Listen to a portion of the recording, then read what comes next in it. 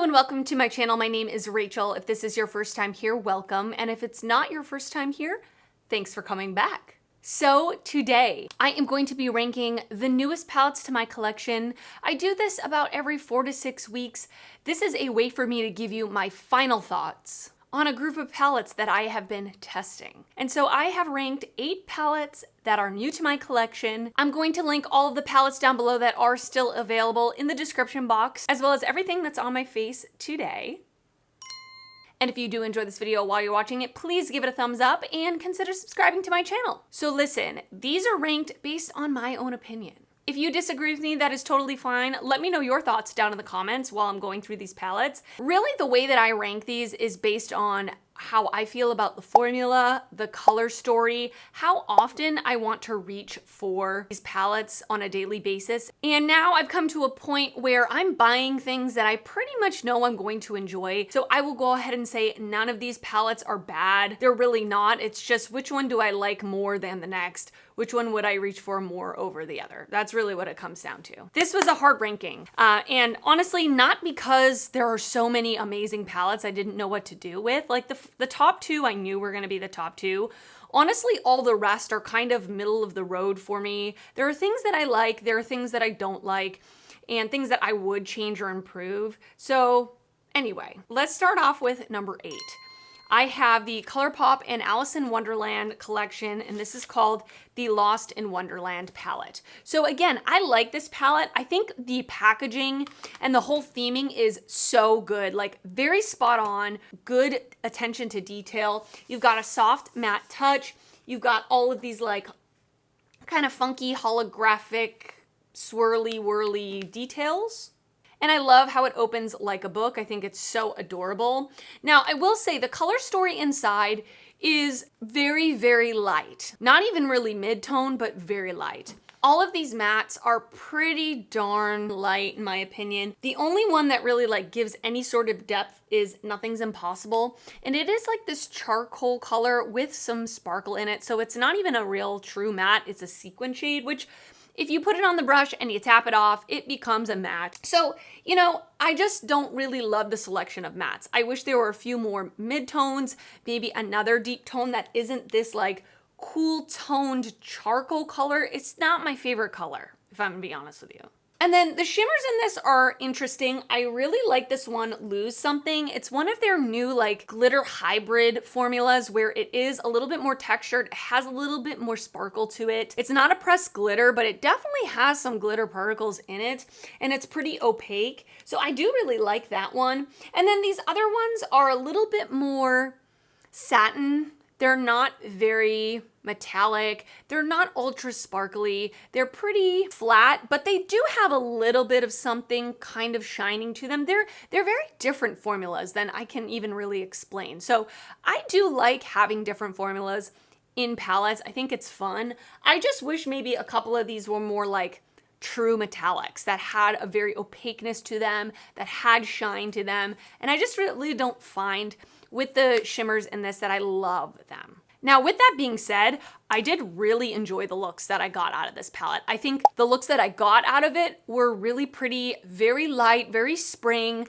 So I would say if you are that type of person that really likes a light look, you don't like a lot of dark eyeshadows, you probably would really like this one. And then you do have that one option of kind of 2 deeper shades if you want to go dark and smoky. And I did create a look on Instagram with these 2 shades and I liked it, but I just prefer something with a little more variety in terms of depth and maybe a couple of more just like traditional metallics. Coming in at number 7, I have the Ladybug Glow Galaxia Magica palette. This is what I'm wearing on my eyes today. Wow! So I think the color story of this is really pretty. I love purples. So we've got a lot of purple shades. I love pinks. We've got some pinks. We have this more like taupey neutral that really I feel like is pretty darn versatile because I used it with the purples one time and it pulled very purple. Then I used it with more of the neutrals and it pulled pretty neutral. So I love that shade universal. I think it's universal.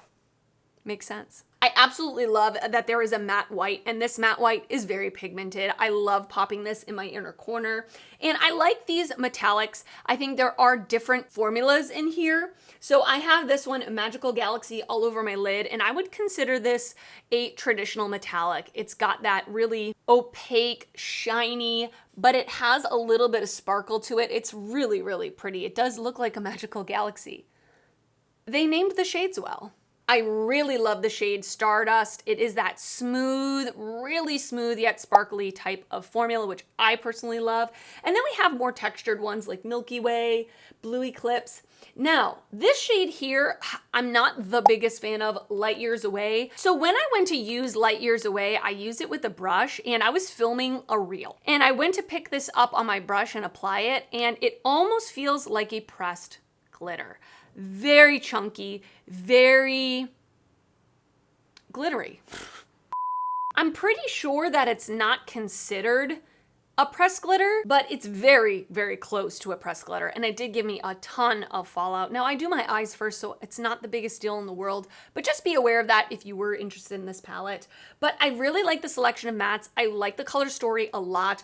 I think the mattes in this are good. They're not my favorite mattes, but they're definitely better than the ColourPop ones in this palette, in my opinion. The pigment shows up true to pan. I like this one. I did receive this palette in PR, and I do have a code with the brand. It's just Rachel if you want to save 10% off, and it is affiliated, so thank you so much if you do use the code, but I do really like this palette. I think it's a good one.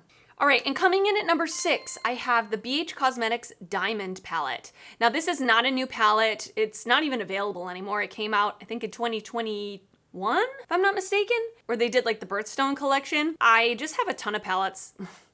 I have a ton of palettes in a drawer that are old that I haven't used yet, so I'm trying to throw them in as we go. I like this palette a lot. I think it's really, really good. When I first saw this, I was like, how are these like warm mattes gonna go with these silvers? But they do. And the quality of this is so, so, so good. These mattes are just the really good BH Cosmetics formula, in my opinion, where they're pigmented, they're blendable, they're just very, very easy to use. I really like these two shades to use as like transition shades or whatever. This white matte is beautiful. It's very pigmented. I actually had been using this in my top drawer of my desk. Whenever I needed a matte white, I would reach into this for my inner corner. This metallic silver, called Stunning, is, you guessed it, stunning. Stunning. I have to swatch it. I have to swatch it for you. It is...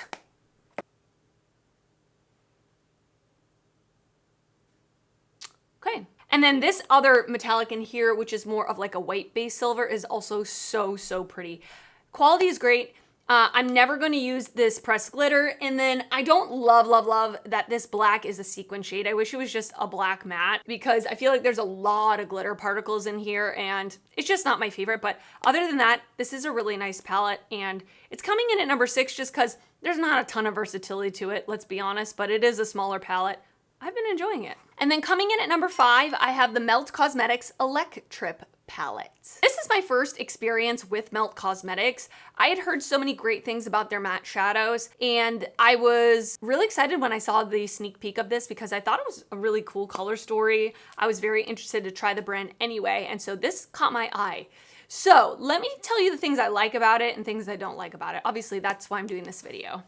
I think the packaging is really fun. When I got this in the mail, it was a lot bigger than I thought it was going to be. I didn't expect it to be this big, but again, I don't have experience with the brand. I really like this side of the palette a lot because I am a warm tone neutral girl. I do really like these shades over here. The thing I don't love about this palette is the selection of mattes. You've got this red matte, which is nice. You've got this peachy matte, you have a dark brown, and then you have this like bluish green, which this color I really don't enjoy wearing as a matte. And that's what I've come to realize with blues.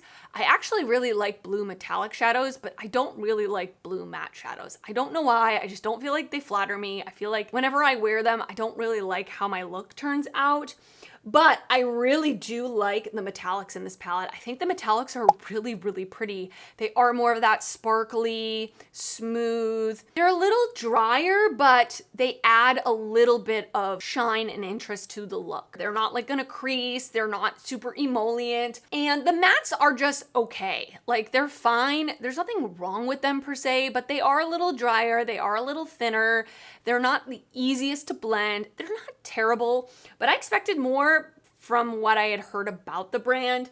And I just wish that there were shades that went together a little better. I don't know, I just never felt like I could create a full look with those 4 matte shades. It was kind of harder for me. But with that being said, the looks that I got out of this palette, I really loved. And one look in particular, which I will pop up here, I absolutely loved how my look came out. It was probably one of my favorite looks I've done all year. I just loved it. And it was beautiful. So at the end of the day, I did enjoy the looks that I created. It just wasn't the easiest one to use in my opinion. Coming in at number 4, this is a little bit of a surprise for me. I have the e.l.f. and American Eagle Denim Daze collection. So first of all, the packaging, I think they did an unbelievable job.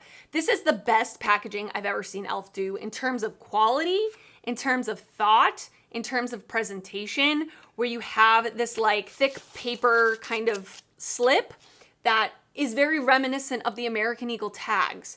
And then you have the tag from the jeans, you pull it out, and then the actual packaging has texture to it like denim. Very good quality packaging. And then on the inside, we have this color story where it's like 1/3 neutral and 2/3 blue. So you're probably gonna guess why this isn't like bumped up any higher. It's because of the blue. The blues are nice, and I think the quality of these shadows is very, very good, especially the mattes. These mattes are really, really good. Very easy to blend, very easy to work with, especially for blues. Very, very buttery. This and the Chipotle palette are 2 of the best quality mattes that I've personally tried from e.l.f. And then the shimmers are nice too. This one, 90s Vibes, is another really beautiful silver, like the one in the Beach Cosmetics. Just that ultra metallic, super impactful shimmer.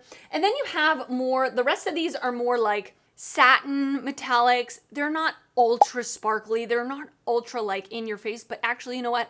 I kind of like that, especially for these neutrals. I created a look using this top row and I absolutely loved how it came out. It was just very everyday for me, something that I feel super comfortable in, something that I would reach for. And so I kind of wish that they kept this row, keeping the white, because the white is also very good, but maybe adding like a slightly deeper brown and maybe like a lighter metallic for the inner corner, like a champagne, something like that. There are just far too many blues in here for me personally, but if you like blue, I don't even think this is available anymore, so I shouldn't even say it, but if you like blues and you liked the formulas that I just described, you probably would enjoy this. I thought it was really good. All right, coming in at number 3, I have the Too Faced Italian Spritz palette. I have only ever tried one Too Faced palette. I got it a couple years ago or a few years ago, and I thought it was good. I thought the quality was nice. I can absolutely see why their customer base is the everyday consumer, because these shadows are very user-friendly. They're not really that pigmented. When you dip your brush in once and you go to use it, it's a pretty sheer application, but then you are able to build it. But I think, again, for the everyday person, that is something that is important. I've heard people in my life that have picked up like an Anastasia palette and have been so turned off by the mattes because of how pigmented they are, and I totally get it. So this, I think, would be an awesome gift for somebody that is not super into makeup, isn't super versed in blending shadows, but they want one palette that's gonna get a lot of looks. Another thing I really like about this palette are the selection of mattes. I love neutral mattes, and it's all neutral mattes, except for like a pop of purple and a pop of pink. The rest of it is browns, warm brown, dark, mid-tone like this mustardy color, a more red color. You have this color for the inner corner, which is a cream, but it's very pigmented. So I like the mattes the most out of anything else in this palette. Now, the shimmers in this are nice. They are a little bit drier, but again, they have a little texture to them, so they add a little bit of sparkle. They're not super smooth. Like, I prefer a really smooth metallic. That's just my journey at age 36. I did really enjoy the looks I got out of this. It's very neutral with a couple of pops of blue, but again, the pops of blue are metallic blues, so I'm okay with that. The packaging is really pretty. Someone said this is scented. I can't smell anything, but that could just be me. Traditionally, their palettes are scented. I just don't smell anything. So all that to say, it's not overly scented if that bothers you. But I like this palette. I think it's really good. Is it like revolutionary, blowing my mind? No, but it's a good palette. Okay, coming in at number 2, I have the Glamlite and Chucky Crazy in Love palette. So this one was a journey for me because this came out quite a while ago now, and I didn't even put it in my last palette ranking, which it probably would belong there. But it took me a long time to reach for this palette just because of the color story. Looking at this, I love the look of it. Like the actual aesthetic of it, I think is so like dark and smoky, sexy, like grungy, which I love. But I don't really, like, realistically in my everyday life, I don't wear shades like this. I think Rachel at 24 would love this palette because I would go out all the time. Thursday through Sunday, I'd be out at night. I would like that dark smoky look. I don't really tend to reach for these shades a lot. That's kind of why I wasn't really reaching for it. But I will tell you, when I do reach for it and I do create looks with this, the looks are undeniably just beautiful. The quality of these shadows is so good. Like, I feel like Glamlite's getting better and better and better. The mattes, especially for them being cool tone, like grayish mattes, they blend effortlessly. I created a halo look recently with it, and it blew my mind how easy it was to create. And then the shimmers are really beautiful. Glamlite has that very very sparkly, somewhat emollient shimmer formula. The only thing I would change about this is I wish some of these metallics were a lighter. There's only one real light metallic, and I just prefer light to mid-tone metallics. I don't really reach for dark metallics very often. And then I wish that there was a little bit more variety in the mattes in terms of depth as well. Like, most of these mattes are very dark. I just could have taken out 1 or 2 of these dark mattes because it's a lot of dark mattes. But other than that, it's very good. I mean, the quality's great, the looks were great, and the packaging on the whole collection was extremely well done. Giselle, the owner of Glamlite, has been talking about how they've got a whole bunch of horror collections coming out in the 4th quarter, so I'm very excited to see what else they have. And then coming in at number 1, can I get a drum roll, please?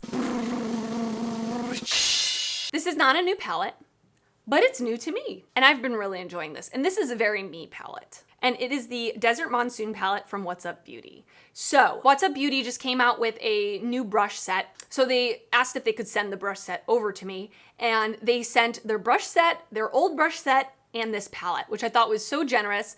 I do have the Geodes palette that they came out with last year. So this came out the year before, if I'm not mistaken, 2021. I love this palette. This palette to me is, it's not my perfect palette. I don't want to go that far, but I will say I just really enjoy a lot of things about this palette. The mattes are neutral mattes. 1, 2, 3, 4 neutral mattes, and you have a like pinky mauve matte. Love all of that. These mattes are so beautiful. Very like buttery, blendable, very buttery. That's the way I can describe them. They're not super powdery. They give a really like good wash of color, but you're also able to build them up as well. The metallics in this are really beautiful. They are the same as the Geodes palette, which I tried last year. I love that you have this like very light champagne shimmer that you can put all over your lid or put in the inner corner. And then you've got a variety of shimmer shades that you can use the framework of the neutral mattes and then pop on one of these fun shimmers on your lid, and it looks different, you know? I really like this one called Sun. It's a duochrome that goes from like gold to almost like a greenish yellow. It is just, look at that. So like shiny, sparkly, while still being like slippy. It's not dry, it's not chunky. I also love that we've got a couple of like more pinky metallics, and I like this like indigo color. Again, I don't mind a blue metallic, but if you want to do something dark and smoky, this would be a really good one. We've got a purple. And then this one, Cactus, is a little bit different of a formula than the others. It is a little bit more, I would say, more satiny. It doesn't have glitter particles in it, but it's still really pretty, and I really enjoyed wearing this for more of like a subtle, colorful look. I love green as well, and this color green, like olive green, is so pretty. So I really enjoy this palette. I think it's like everything I could want in a travel palette because I can just use these neutral mattes, just wear a matte look if I want to, or I can mix it up and get very different looks depending on the shimmer shade that I pick to put on my lid. And the quality is great, like I already said. Really, really love this one. All right, and that is it for this palette ranking video. I hope you enjoyed it. Leave me a comment down below letting me know your thoughts on these palettes. Have you tried them? What are your little speed reviews, little mini reviews on them? I would really love to know. And if you did enjoy this video, please give it a thumbs up. That helps me out a lot when you do that. And if you're not already subscribed to my channel, I would love it if you would consider subscribing before you leave. I do upload videos weekly and I would love to see you back on my channel again. I want to thank you so much for watching and I will see you next time. Bye.